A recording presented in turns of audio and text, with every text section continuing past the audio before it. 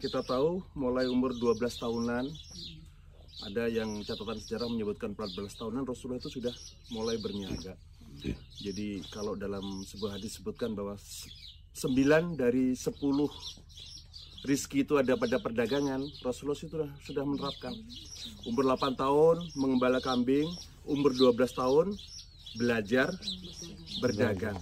Umur 17 tahun murni sebagai pedagang. Bahkan Rasulullah itu bukan hanya pedagang tapi eksportir. Sudah ngirim barang kemana-mana ke luar negeri, termasuk Syam ini ya. Jadi negeri Syam itu kita bicara Yordan, Palestina, sama Syria. Sudah nyampe sini. Pertanyaan mungkin muncul, ini jarak kan jauh dan panas. Kalau hujan pun pasti akan kedinginan. Kenapa Rasulullah bisa nyampe sini dan cepat nyampainya? Salah satunya adalah ini kaitan dengan sahabi. Kalau kita baca sahabi itu bayangan kita kan sahabat ya, padahal bukan sahabat, bukan pohon sahabat, tapi sahab itu artinya adalah awan. Setiap perjalanan Rasulullah itu dinaungi awan, sehingga ketika dari jauh ke sini orang-orang itu pada berhenti karena panas banget kan ya. Panasnya terik, dan Rasulullah di situ tetap aja jalan. Orang nggak merasa panas, orang dinaungi sama sejuk ya. Sejuk, dilindungi sama awan. Sementara yang lain berhenti. Nah, karena seperti itu, Rasulullah akan selalu nyampe pasar lebih cepat daripada yang lain. Maka itulah salah satu rahasia perdagangan Rasulullah itu selalu mendapatkan keuntungan yang gede, dan Rasulullah selalu menang. Karena apa? Selalu tepat waktu, bahkan lebih awal datangnya daripada yang lain. Nah, kita tahu bahwa Rasulullah di saat itu sudah mulai dipercaya oleh pembesar-pembesar Mekah. Salah satunya adalah Siti Khadijah ya, dengan ditemani Ummu Aiman, Maisarah maaf. Itu, tapi Maisarah itu bukan nama perempuan, nama laki-laki ya.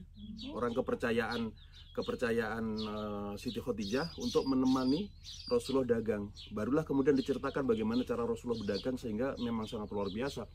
Rasulullah itu dagangnya kan dengan amanah tadi ya, karena amanah yang dilakukan sehingga apapun yang dijual itu pasti akan menjadikan untung, dan dia nggak menipu, dia juga nggak melakukan kecurangan.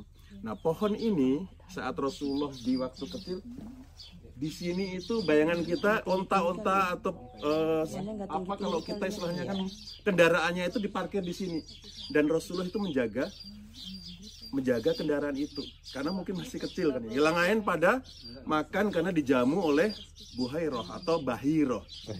Bahiroh itu seperti disampaikan sama Ahmed tadi bahwa itu adalah pendeta yang sudah menemukan catatan dalam kitab-kitab yang lama akan muncul seorang nabi akhir zaman, dan itu sudah mengetahui tanda-tanda, mungkin karena orang dibukakan kalau bahasa kita mungkin indera keenam gitu ya, ada di sekitar sini mungkin, tapi ketika dicari nggak ada mananya, sampai diundang lah itu, dibikin jamuan, dibikin makanan untuk sekedar pengen tahu siapa sih sebenarnya yang akan menjadi nabi terakhir itu.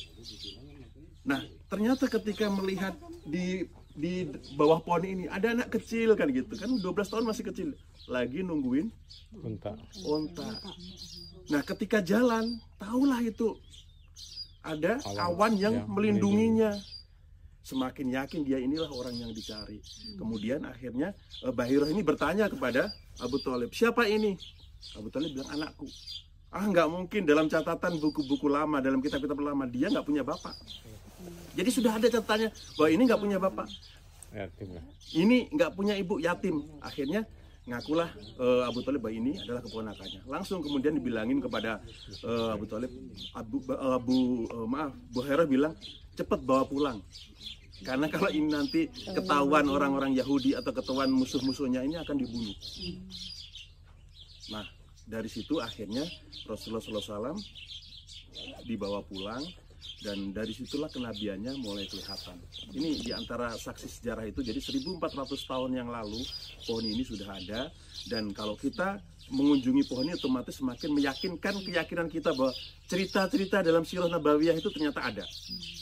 Kita tidak hanya mendengar dongeng yang nggak ada buktinya, jelas bahwa inilah saksi sejarah Rasulullah itu memang dari kecil sudah berniaga.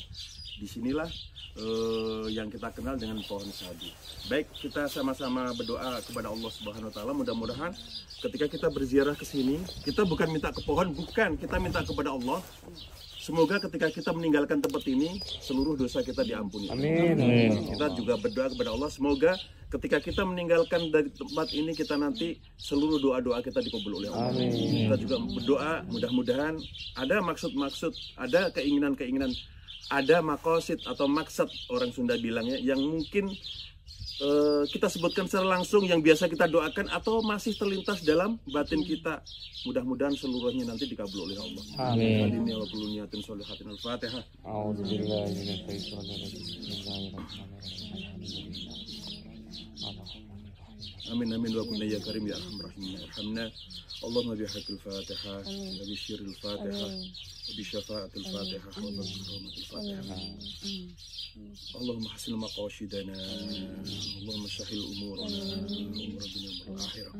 Allahumma salimna wa salim abana wa salim azwajana wa salim auladana wa salim dhurriyyatana wa salim a'malana wa salim kull shay'in atadana.